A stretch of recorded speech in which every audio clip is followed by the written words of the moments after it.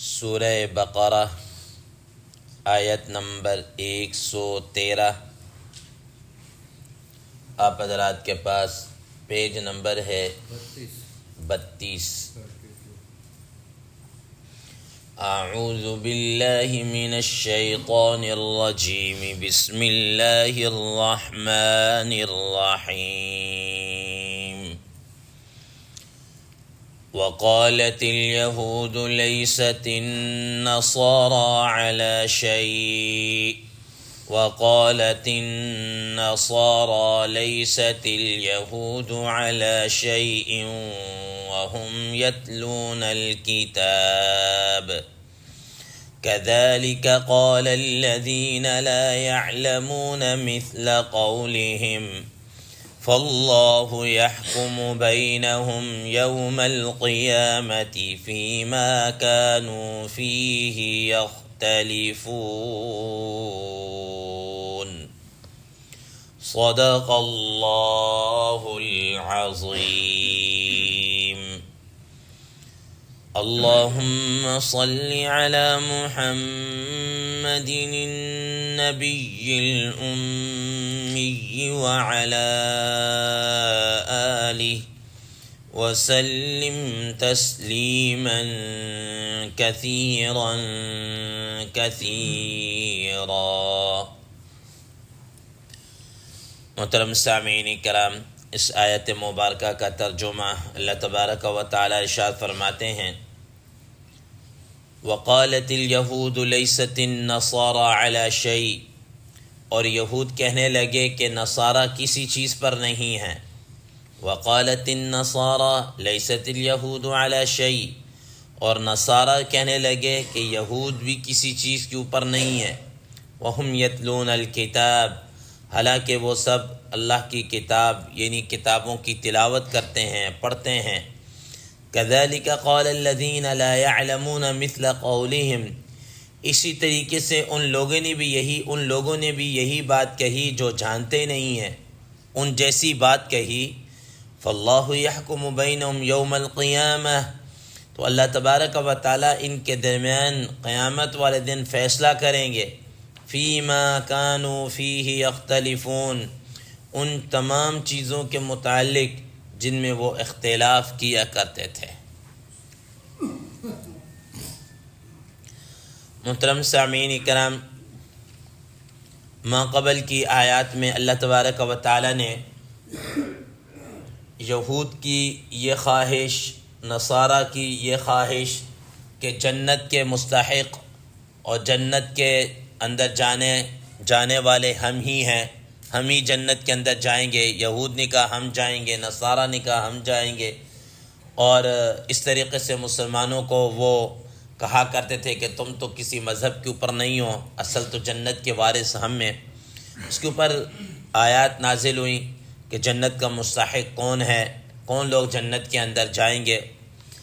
آج کی ان زیر 10 آیت مبارکہ کے متعلق حضرات مفسرین کرام رحمہ اللہ فرماتے ہیں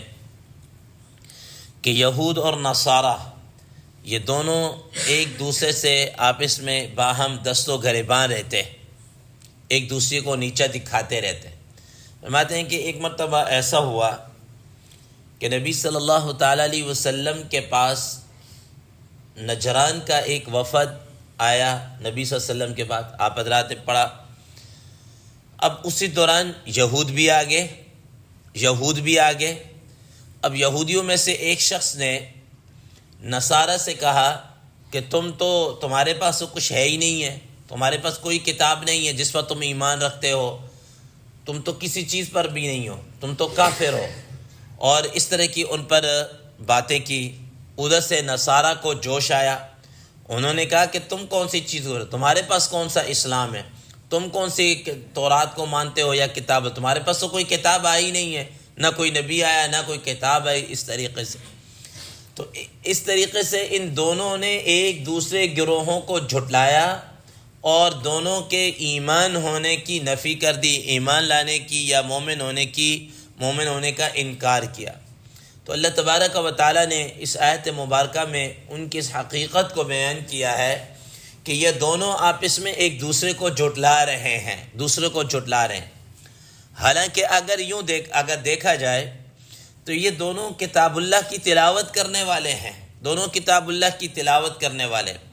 اور دونوں نے ایک دوسرے کو جھٹلا کر خود ہی کفر کا انکار کیا ہے۔ وہ اس طریقے سے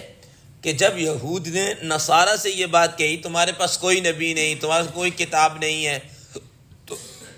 تو گویا در حقیقت انہوں نے اللہ کی کتاب انجیل کا انکار کیا، حضرت عیسیٰ علیہ السلام کا انکار کیا، اور علیہ باللہ وہ تو حضرت عیسیٰ علیہ السلام کے متعلق جو ہے ان کے ریمارک سے وہ آپ حضرات کو پتہ ہے، دجال تک انہوں نے کہا، اور دجال سمجھ کر ان کے قتل کے درپے ہوئے، یہ تو ان کے متعلق تھا۔ اور اس طرح نصارہ نے یہود سے یہ کہا کہ تمہارا کون سی تورات پر ہے، تمہارے پاس کوئی کتاب نہیں ہے، تورات نہیں آئی، یا موسیٰ علیہ السلام کوئی نبی نہیں آیا، وہ اس طریقے سے تو گیا انہوں نے تورات کا انکار کر کے، موسیٰ علیہ السلام کا انکار کر کے کفر کیا۔ حالانکہ ہونا یہ چاہیے تھا کہ وہ یوں ہونا یہ چاہیے تھا کہ دونوں کے پاس اپنے اپنے دور کے اندر وقت کا نبی آیا ہے، اور یہ کہتے ہیں کہ بھئی تم نے اس کے اندر فلاں تحریف کی ہے، فلاں تحریف کی، یا تم ان تحریف کی ہے، تم نے یہ کیا۔ یہ تو بات ٹھیک ہے کہ ہر ایک گروہ نے اپنے اپنے مذہب کے اندر کچھ نہ کچھ تحریف تو ضرور کی ہے، بلکہ کچھ نہ کچھ نہیں کہ بہت زیادہ کیا کی، تحریف کی۔ یہود نے جو اللہ تعالیٰ کا کلام تھا اس کے معنی اور پتہ نہیں کیا کچھ اس کو تبدیل کر دیا۔ نصارہ نے حضرت عیسیٰ علیہ السلام کو اللہ کا بیٹا اور اللہ کے ساتھ خدائی میں شریک کر لیا۔ یہ کچھ چھوٹی باتیں ہیں، تو دونوں ایک طریقے سے کہا، لیکن اپنے اپنے وقت کے اندر جب حضرت موسیٰ علیہ السلام اور تورات کا زمانہ تھا تو وہ نبی برحق تھے، اسی طریقے سے جب حضرت عیسیٰ علیہ السلام کا زمانہ اور انجیل کا زمانہ آیا تو وہ اپنے وقت میں نبی برحق تھے، اپنے دور میں نبی برحق، لیکن ان دونوں نے ایک دوسرے کو جھٹلا دیا، اب اللہ تبارک و تعالیٰ فرماتے ہیں کہ یہ تو وہ گروہ ہیں جن کے پاس اللہ تعالیٰ نے کسی نہ کسی شکل کے اندر کوئی کتاب، کوئی پیغمبر، کوئی نبی ضرور مبعوث کیا ہے۔ اب ظاہر بنی اسرائیل کے اندر جہاں پر تورات آئی ہے، انجیل آئی ہے، زبور اور دیگر کئی صحائف آئے ہیں، اللہ تبارک و تعالیٰ فرما رہے ہیں کہ ان کے دیکھا دیکھی میں یہ جو مشرکین عرب ہے، کذالک قال الذین لا یعلمون مثل قولہم، جن کے پاس کوئی چیز ہے ہی نہیں ہے، نہ کتاب ہے، نہ کوئی نبی ہے، نہ کوئی پیغمبر ہے، کوئی بھی ان کے پاس نہیں آیا، انہوں نے بھی ان کی دیکھا دیکھی یہ باتیں کرنا شروع کر دی۔ انہوں نے کہا کہ تم دونوں جناب اللہ وہ کیا ہے، کافر ہو، حق پر نہیں ہو، حق پر تو ہم ہیں۔ حالانکہ ان کے پاس سیدنا ابراہیم اور اسماعیل علیہ السلام کے بعد سے لے کر نبی صلی اللہ تعالی علیہ وسلم تک بیچ میں کوئی نبی نہیں آیا، اور یہ ابتداءً تو بڑے موحد تھے، بالکل ٹھیک تھے، حضرت ابراہیم علیہ السلام کے اور ان کے ملت ابراہیمی پر قائم رہے، لیکن زمانہ کے گزرنے کے ساتھ یہ ان کے اندر شرک انتہائی سرایت کر چکا، اور آپ حضرات کے علم میں کہ ایسا شرک آیا کہ انہوں نے بیت اللہ جیسی مقدس جگہ پر، حرم کے اندر بیت اللہ شریف کی دیواروں کے ساتھ انہوں نے 360 بت کیا ہے نصب کر رکھے تھے، اور ان کی اخلاقی اعتبار سے گراوٹ کا یہ حال دیکھ لیجئے کہ انتہائی اخلاقی طور پر گرے ہوئے تھے، کہ ان میں سے ایک مرد اور ایک عورت جس کا نام نائلہ اور عیصاف بیان کیا جاتا ہے، کہ جنہوں نے زمانے جاہلیت کے اندر جب لوگ طواف کرنے کے لیے آتے تھے، سعی کرنے کے لیے آتے تھے، اور ظاہر مجمع کم ہوتا تھا، رات کو لوگ طواف وغیرہ یا جو بھی اس اپنے حساب سے کر کے واپس جگہ خالی ہوتی تھی، تو ان دونوں آدمیوں نے، اس مرد اور عورت کے آپس میں ناجائز تعلقات، اور انہوں نے آپس میں حرام کاری کرنی تھی، ان کو جگہ نہ ملی تو وہی صفا مروہ اور بیت اللہ شریف کے اندر جا کر انہوں نے زنا کا ارتکاب کیا۔ اللہ تبارک و تعالیٰ کی طرف سے ان پر عذاب آیا، اور ان کی شکلیں کیا ہیں، مسخ ہو گئی، شکلیں پتھر کے بت بن گئے، شکلیں تو ویسی لیکن ان کو بت بنا دی گئے۔ اب اور یہ بطور عبرت کے تھا، اور ابتداءً تو انہوں نے بطور عبرت کے رہا کہ بھئی یہ حرم کے اندر جو اس طرح کی غلطی کا ارتکاب کرے گا اس کی سزا یہ ہوگی، لیکن آگے چل کر جو تھوڑی سی ایک نسل گزری، تھوڑا سا زمانہ گزرا، تو انہوں نے انہی بتوں کو اٹھا کر صفا اور مروہ پر نصب کر دیا کہ یہ ہمارے انتہائی بڑے کیا ہے مقدس اور بڑے فلانا، اور اس طریقے سے ان کے پوجا پاٹ کیا ہے شروع کر دیا۔ جو زنا کے مرتکب حرم کے اندر ہوئے ان کو انہوں نے آگے چل کر تقدس کا اور احترام کا درجہ دے دیا۔ یہ تو ان کی اخلاقی کیا قدریں تھی اس طریقے سے۔ تو اللہ تبارک و تعالیٰ فرماتے كَذَلِكَ قَالَ الَّذِينَ لَا يَعْلَمُونَ مِثْلَ قَوْلِهِمْ، کہ اللہ تبارک و تعالیٰ فرمانے کہ اسی طریقے سے ان لوگ جن کے پاس کوئی علم نہیں، کوئی کتاب نہیں، کوئی نبی، کچھ بھی نہیں آیا، وہ بھی ان جاہلوں جیسی ان لوگوں جیسی باتیں کرنا شروع ہو گئے کہ اصل ہدایت کے اوپر تو ہم ہیں، اصل ہدایت کے اوپر تو ہم ہیں، ہم ملت ابراہیمی کا پرچار کرنے والے، ملت ابراہیمی کے اوپر چلنے والے، حالانکہ ملت ابراہیمی کا ان کے ساتھ دور دور کا بھی کوئی واسطہ و تعلق نہیں تھا۔ کیوں؟ حضرت ابراہیم علیہ السلام زندگی بھر توحید کا درس دیتے رہے، اللہ تعالیٰ کی وحدانیت کو بیان کرتے رہے، اور اللہ تعالیٰ کی اس وحدانیت کے سامنے انہوں نے کیا کہتے ہیں اپنے وقت کے بادشاہ کے ساتھ ٹکر دی، قوم سے ٹکر دی، علاقے والوں سے ٹکر لی، اپنے ماں باپ کو چھوڑا، سب چیز کو چھوڑا۔ وہ تو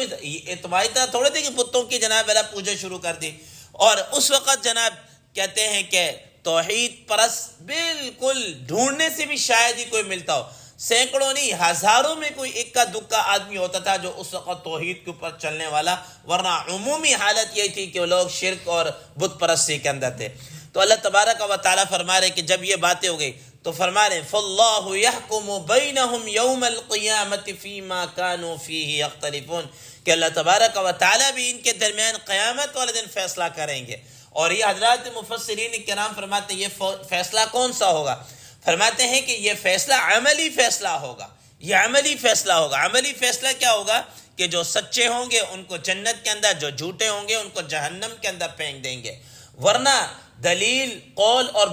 برہان کی بنیاد کے اوپر تو فیصلہ ہو چکا ہے، حق حق ہو کر واضح ہو کے سامنے آ گیا، باطل باطل ہو کر سامنے آ چکا ہے۔ اللہ تبارک و تعالیٰ نے خود قرآن مجید میں ایک مقام پر ارشاد فرمایا کہ کیا کہتے ہیں اللہ یجمع، سورہ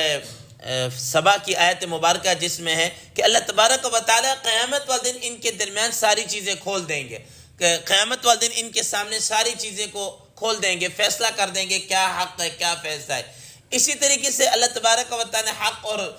باطل کو اس طرح واضح کر دیا کہ اب اگر کوئی آدمی حق کے اوپر چلنا چاہے تو علی وجہ البصیرہ وہ حق پر چلے، اور اگر کوئی حق سے انکار کر رہا ہے تو کم از کم اس کے پاس یہ دلیل نہیں ہوگی کہ جناب صاحب میرے پاس ما جاءنا من بشیر ولا نذیر، کہ میرے پاس تو کوئی بشیر اور نذیر آیا نہیں، میرے پاس تو کوئی ڈرانے والا آیا ہی نہیں۔ لیہلک من ہلک عن بینۃ ویحیی من حی عن بینہ، کہ جو اب تباہی اور بربادی کے اندر جانا چاہتا ہے، ہلاک ہونا چاہتا ہے، وہ اپنے اس کے اوپر کیا، اس کے پاس واضح دلائل آ چکے پھر بھی وہ ہلاکت کی طرف جا رہا ہے۔ کوئی صداقت کے اوپر چلنا چاہ رہا ہے تو اس کے لیے بھی ہدایت کیا واضح ہو چکی۔ قد تبین الرشد من الغی، اللہ تبارک و تعالیٰ فرماتے ہیں کہ ہم نے